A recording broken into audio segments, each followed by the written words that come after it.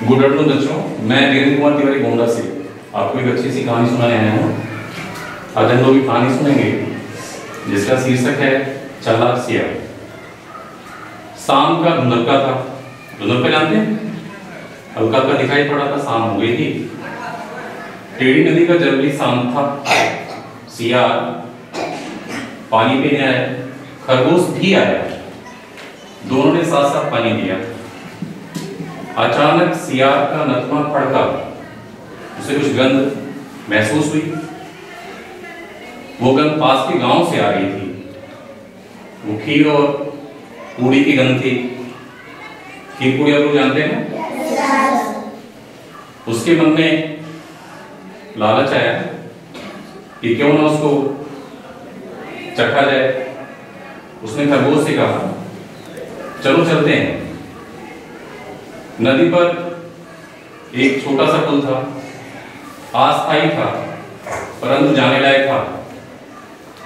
दोनों साथ साथ चले, दोनों ने नदी पार किया। सियार बहुत खुश था। अचानक उसके मुंह से हुक्का हुआ निकल ही गया। कुत्ते ने उसको सुना।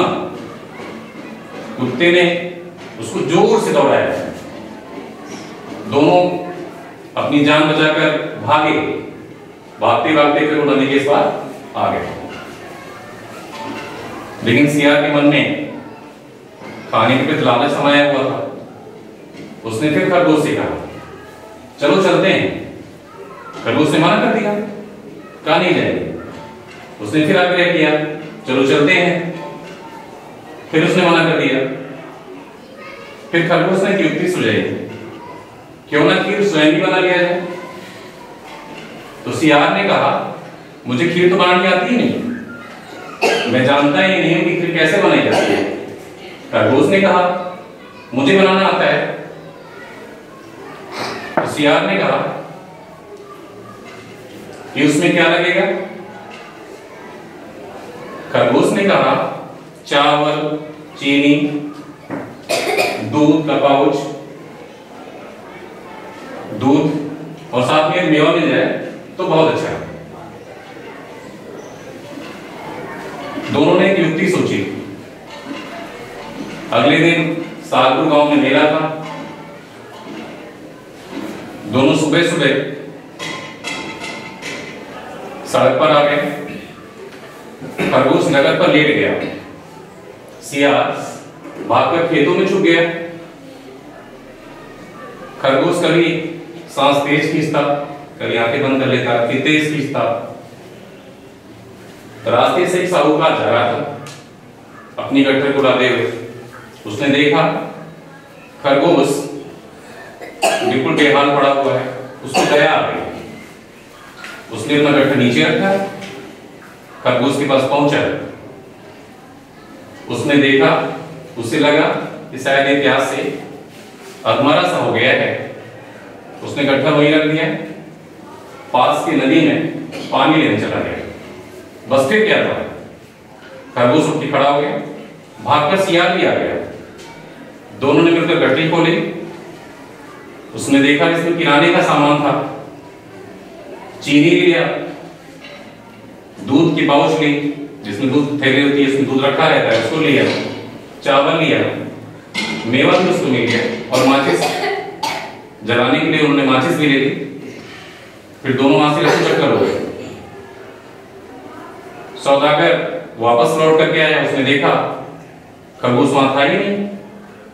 उसने सोचा कि हो सकता है ये ठीक हो गया और चला गया। उसने क्या किया, अपना गट्ठर दोबारा उठाया और अपने रास्ते चला गया। अब आएगा मजा। सियार ने ईंधन इकट्ठा किया, लकड़ियां इकट्ठा की। खरगोश ने आग को धधकाया, जलाया और खीर बनाई, पूरी भी बनाया। फिर सियार ने कहा कि मैं अपना हाथ और मुंह धो करके आता हूं। सियार चला गया हाथ मुंह धोने। वो वापस लौट करके आया। उसने खरगोश से कहा, अब तुम जाओ और हाथ मुंह धो करके आओ। खरगोश बहुत आराम से मस्त चाल चलता हुआ नदी की तरफ गया हाथ मुंह धोने के लिए। बहुत आराम से उसने हाथ मुंह धोया और आराम से धीरे धीरे वापस आया। वापस आकर उसने देखा बर्तन वैसे पड़े हुए थे, उसने मिट्टी रात पड़ी हुई थी।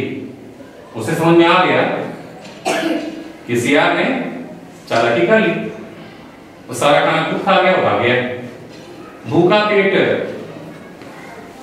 खरगोश उसने क्या किया, धीरे धीरे अपना वो उदास मन से चलता हुआ कहाँ आया, 1000 बगिया में। वो बगिया थी 1000 पेड़ों वाली। रात में क्या किया उसने, वहां झाड़ी के पीछे उसने रात बिताई। भूखा था, उसे नींद भी नहीं आई। सुबह हुई, उजाला हुआ, फिर उसने देखा सियार फिर उस बगिया में आ गया था, गूलर के पेड़ के नीचे। गूलर के पेड़ में पके पके फल लगे हुए थे। सियार ने फिर देखा ये तो फल बहुत ही पके हैं। उसने कोई युक्ति सोची कि कैसे इसको पाया जाए। अब वो ऊपर ही देख रहा था, अचानक हवा बही, हवा चली, फिर क्या हुआ, पत्तियों में अटका एक पत्थर सीधे उसके मुंह में गिरा। पत्थर नुकीला था, उसका मुंह फट गया, मुंह से खून बहने लगा। खरगोश को रहा न गया। खरगोश ने देखा, पहले तो उसने उसके साथ धोखा किया था, लेकिन फिर भी एक सच्चे साथी के रूप में उसे रहा न गया। वो दौड़ कर आया और नेवले को बुला लाया। नेवले ने पत्तियां धोई, मुंह में कूचा, कूचने के बाद रस निकाला और सियार के मुंह में डाला।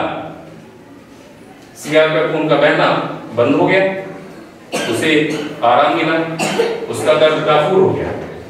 वो उठा, उसने सोचा, देखा और उसने खरगोश का धन्यवाद करना चाहा, लेकिन तब तक खरगोश झाड़ियों में जा चुका था।